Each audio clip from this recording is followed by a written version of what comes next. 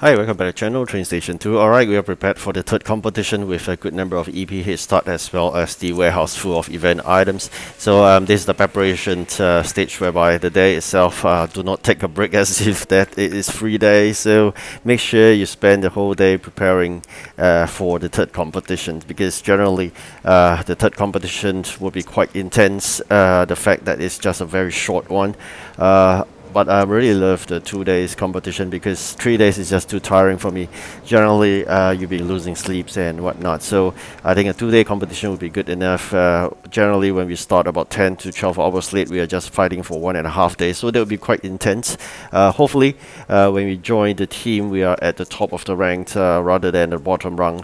Because if we do that, it just means that a lot of catching up. Sometimes it'll be 2 to 3 hours of a head start that the people have started at the top, whereby you're joining the bottom. So, but bearing in mind, 36 hours to qualify. So in short, it's a 48 hours, 2 days event. You work backwards, 48 minus 36, minimal. The latest is 12 hours. But if you start at 12 hours plus, you may disqualify because you may enter into the region of 35 hours plus. So you need 36 hours of playing time. So I will urge you to join latest 11-hour plus late. All right. So that's the latest you should join. So that's it. I think generally preparation work will be somewhat the same. I will say that you need a lot of these events raw materials on standby, convert them into whatever you need, and then put into the warehouse. So that's what I did, generally spending a whole day preparing all these event items so that the warehouse will fill. But of course, with my tiny warehouse,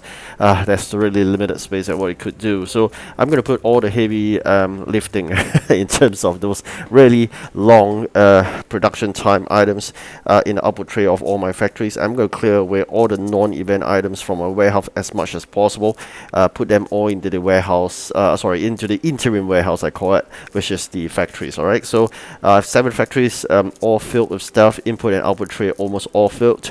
We're going to prepare the car parts factory to be filled as well before the start of the competition. So at the car parts factory, before it starts the competition, it will be store production because it's full. So this is how I prepare generally for the competition ahead. EP head start, how do you prepare for EP head start? Generally is just doing jobs, complete them and not collect that EP. That's what we call the EP head start. How do you then collect, and what to collect and what not to collect? Collect those low EPs, try to generate one with high EP, and then don't collect that. Alright, so that you have a good number of EP head start.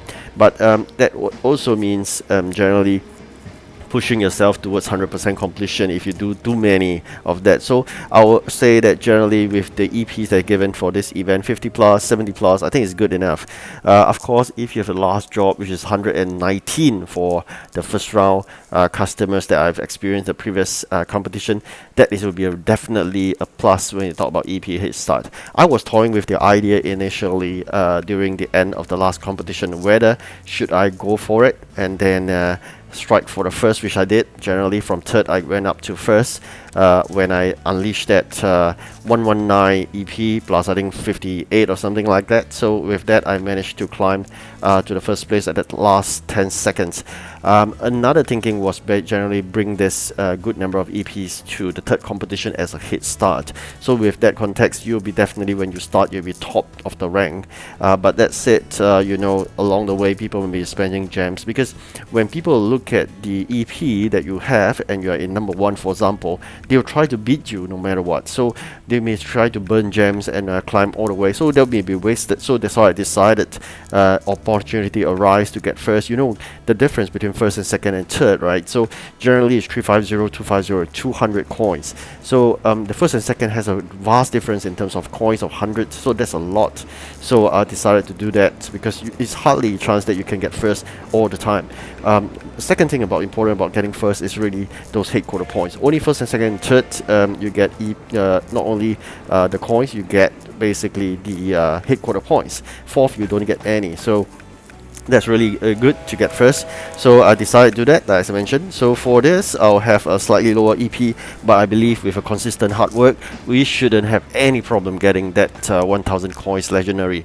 Bear in mind, we should have probably about 110 more coins to be collected at the end of the event itself from that personal contribution. You may be thinking that, oh, if you continuously playing, you may climb to what, 0.01%.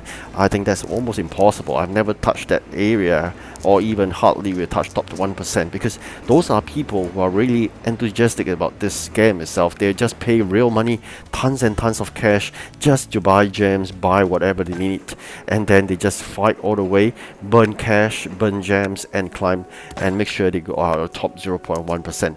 So free to play like us, I would say if you hit top 5%, you're really good. All right, so do not aim for 0.1. If you could 1%, why not? But other than that, I think that's about it. So you really got to pace out, like what I'm doing right now. I'm pacing. Why am I pacing? Because generally, with the experience of the first customer's completion, right, the first round of jobs, the quantity R's has increased almost one-fold in a way. 200 over become 500 over. All right, so 1/20 of the next round 2 of the job is about 500 over as a start, right? So just imagine this: you entered too fast progression, and then eventually enter the third round.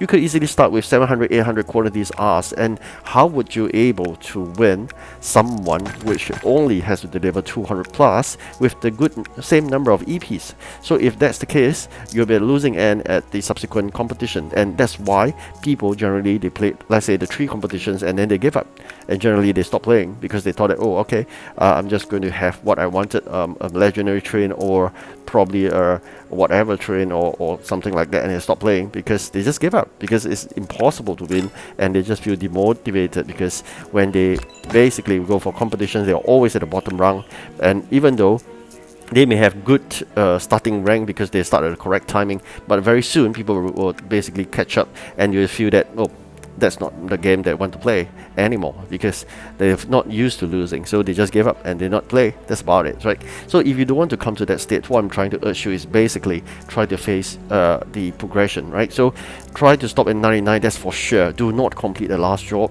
If you want to complete the second job, by all means, but you gotta bear in mind, once you complete, round 2 will be really tough. Sometimes it's good to pace in terms of the ending of the competitions, right? So try to do all the easy early parts of the job. For example, it's a /30 job.